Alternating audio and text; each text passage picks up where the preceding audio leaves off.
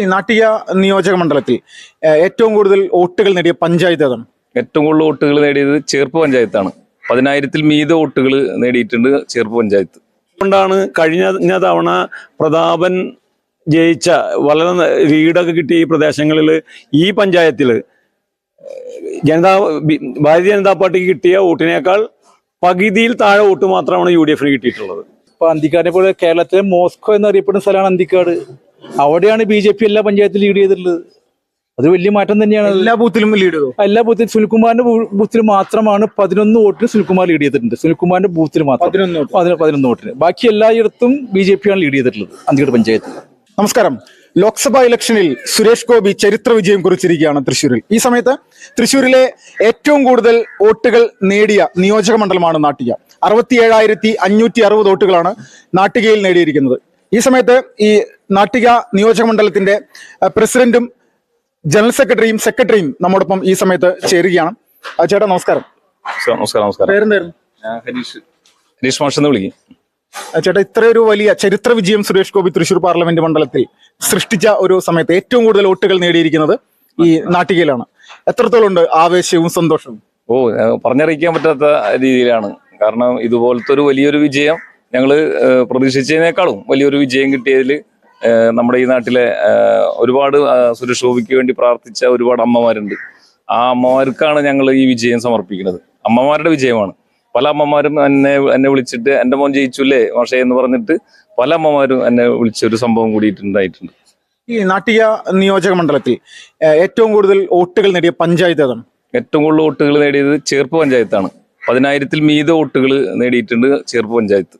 അവണിശ്ശേരി പഞ്ചായത്ത് ഈ നാട്ടികയിൽ പെടുന്നതാണ്? നാട്ടികയിൽ പെടുന്നതാണ്. BJP ഭരിക്കുന്ന ഏക പഞ്ചായത്താണ് നമ്മുടെ മണ്ഡലത്തിലെ അവണിശ്ശേരി. വോട്ടുകൾ ഈ ചേർപ്പിൽ കിട്ടി. അവണിശ്ശേരിയിൽ ബൂത്തുകൾ കുറവാണ്. 26 ബൂത്താണ് ചേർപ്പിലുള്ളത്. അവണിശ്ശേരിയിൽ 15 ബൂത്തുള്ളൂ. അപ്പോൾ ഈ ഏറ്റവും കൂടുതൽ വോട്ടുകൾ നേടിയ ബൂത്ത് ഏതാണ്? ബൂത്ത് നമ്മുടെ വലപ്പാട് പഞ്ചായത്തിലെ 148-ാം ബൂത്താണ്. 639 വോട്ടുകൾ അവിടെ നേടിയിട്ടുണ്ട്. ഇപ്പോ സുരേഷ് ഗോപിയുടെ ഒരു സ്വീകരണമോ മറ്റെന്തെങ്കിലും പരിപാടി ഇവിടെ ഈ നാട്ടിക നിയോജക മണ്ഡലത്തിൽ അല്ലെങ്കിൽ തൃപ്രയാറോ നടത്താൻ ഉദ്ദേശിക്കുന്നുണ്ടോ? തൃപ്പയാറ് സുരേഷ് ഗോപിയുടെ ഒരു റോഡ് ഷോ എന്തായാലും തൃപ്പയാർ ഉണ്ടാവും. അത് വൈകിട്ടുണ്ടാവും. ആള് കേന്ദ്രമന്ത്രിയായിട്ട് സത്യപ്രതിജ്ഞ ചെയ്തിട്ട് റോഡ് ഷോയ്ക്ക് വേണ്ടിയിട്ട് തൃപ്പയാർ എത്തുന്നതാണ് ജില്ലാ നേതൃത്വം നമുക്ക് നൽകിയിട്ടുള്ളത്. ഈ പ്രതിരോധ പ്രവർത്തനങ്ങൾ CPM-ന്റെയും കോൺഗ്രസിന്റെയും ഭാഗത്തുനിന്ന് വലിയ രീതിയിൽ തന്നെ ഉണ്ടായിട്ടുണ്ടാവല്ലോ. അതിനെയൊക്കെ എങ്ങനെയാണ് നിങ്ങളത് അതിനെ കവർ ചെയ്തത്? സുരേഷ് ഗോപി എന്ന് പറയുന്ന വ്യക്തിയെ മുൻനിർത്തി മാത്രമാണോ അല്ലെങ്കിൽ BJP-യുടെ സംഘടനാ പ്രവർത്തനം കൊണ്ടാണ്? അത് സുരേഷ് ഗോപി ഇഫക്റ്റ് ഉണ്ടെങ്കിൽ തന്നെയും നമ്മൾ സംഘടനാ ഇഫക്റ്റ് ആണ് കൂടുതൽ. സംഘടനാപരമായിട്ട് നമ്മൾ ബൂത്ത് തലത്തിലുള്ള പ്രവർത്തനം നമ്മൾ വട്ടം ചെല്ലുമ്പോഴും പല കാര്യങ്ങളാണ് വീടുകളിൽ നിന്നും പലരും പറയാം. പക്ഷെ അതിനെ കൗണ്ട് ചെയ്യാവുന്ന കഴിവുള്ള പ്രവർത്തകരാണ് ബൂത്ത് തലത്തിൽ ഇറങ്ങിയിട്ടുള്ളത്.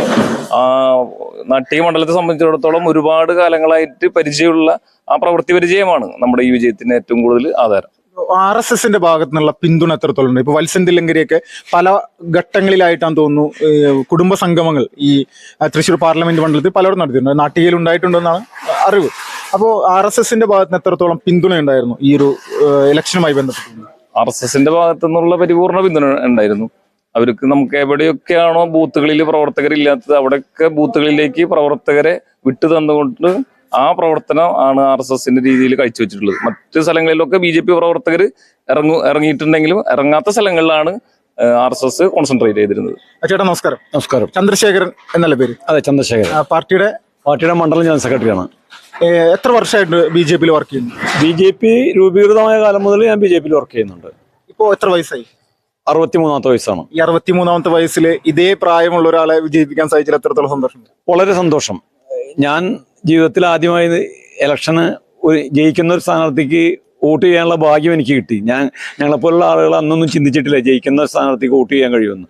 അതിനുള്ള അവസരം ഇപ്പോൾ ഈ ഒരു സുവർണാവസരമാണ് നമുക്ക് കിട്ടിയത്.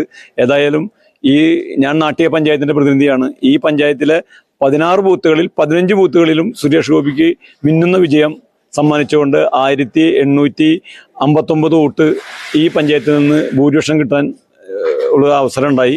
അത് തീർച്ചയായിട്ടും സുരേഷ് ഗോപി എന്ന മനുഷ്യസ്നേഹിയെ ഈ നാട്ടിലെ ജനങ്ങൾ അംഗീകരിച്ചതും അതുപോലെ തന്നെ നമ്മുടെ ബഹുമാന്യനായ പ്രധാനമന്ത്രി വന്ന കാലുകുത്തിയൊരു സ്ഥലത്ത് നിന്നിട്ടാണ് ഇപ്പോൾ സംസാരിക്കുന്നത്. അദ്ദേഹത്തിൻ്റെ ആ സന്ദർശനവും ഈ നാടിൻ്റെ തൃപ്പയാർ ക്ഷേത്രം അപ്പോൾ ഈ നാടിൻ്റെ ഒരു മുഖച്ഛായ മാറ്റാൻ സുരേഷ് ഗോപി പോലെയുള്ള ഒരു പാർലമെന്റ് അംഗത്തിന് കേന്ദ്രമന്ത്രി എന്ന നിലയിലും ഇനി അല്ലെങ്കിൽ പോലും ഒരു മനുഷ്യസ്നേഹി എന്ന നിലയിൽ മനുഷ്യന്റെ വികാരങ്ങൾ മനസ്സിലാക്കിക്കൊണ്ട് ഈ നാടിന്റെ വികസനം കൊണ്ടുവരാൻ അത് സുരേഷ് ഗോപിക്ക് മാത്രമേ കഴിയൂ എന്നുള്ള ഇവിടുത്തെ ജനങ്ങൾ അതുകൊണ്ടാണ് കഴിഞ്ഞ തവണ പ്രതാപൻ ജയിച്ച വളരെ ലീഡൊക്കെ കിട്ടിയ ഈ പ്രദേശങ്ങളിൽ ഈ പഞ്ചായത്തിൽ ഭാരതീയ ജനതാ പാർട്ടിക്ക് കിട്ടിയ വോട്ടിനേക്കാൾ പകുതിയിൽ താഴെ വോട്ട് മാത്രമാണ് UDF കിട്ടിയിട്ടുള്ളത്.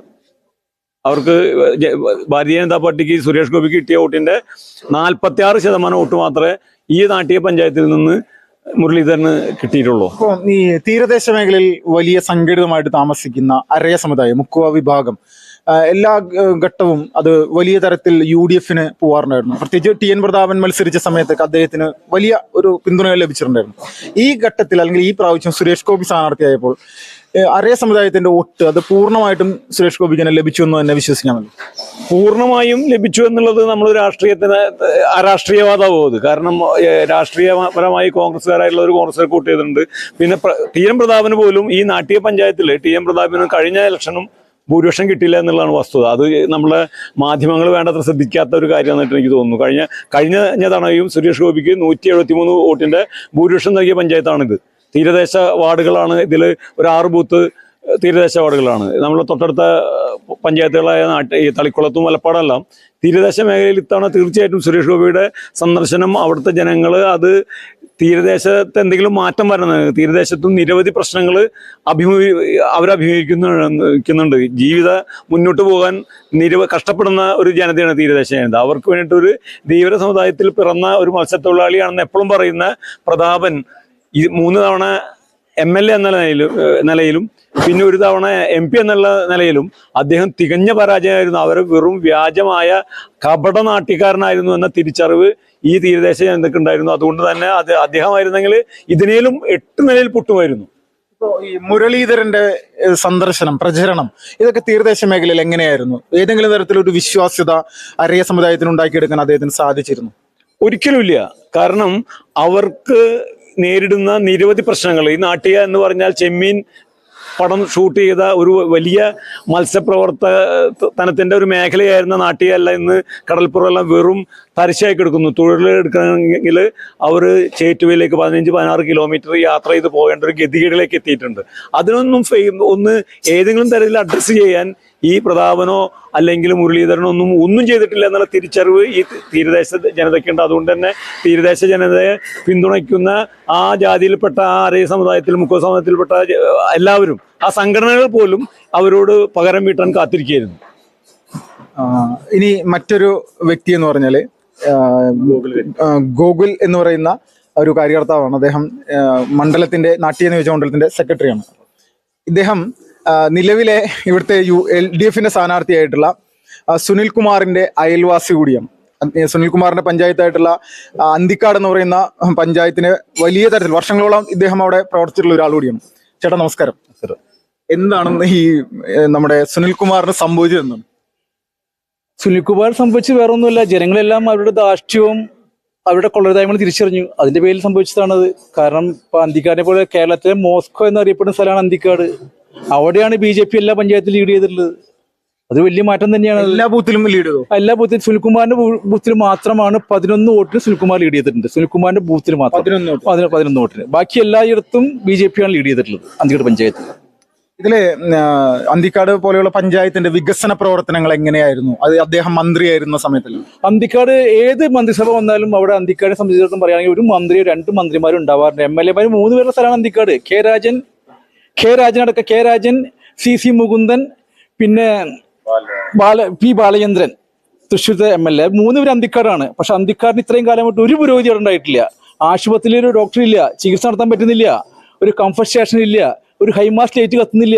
വയോജനങ്ങൾക്ക് വേണ്ടി പണിതിട്ടുള്ള 28-30 ലക്ഷത്തിന്റെ ബിൽഡിംഗ് പണിതിട്ട് വെറുതെ എടുക്കുകയാണ്. അത് വിറക് സൂക്ഷിക്കുകയാണ്. ആൾക്കാർ ചീട്ട് കളിച്ചിരിക്കുകയാണ്. ഇതൊക്കെ ജനങ്ങൾ മനസ്സിലാക്കല്ലേ.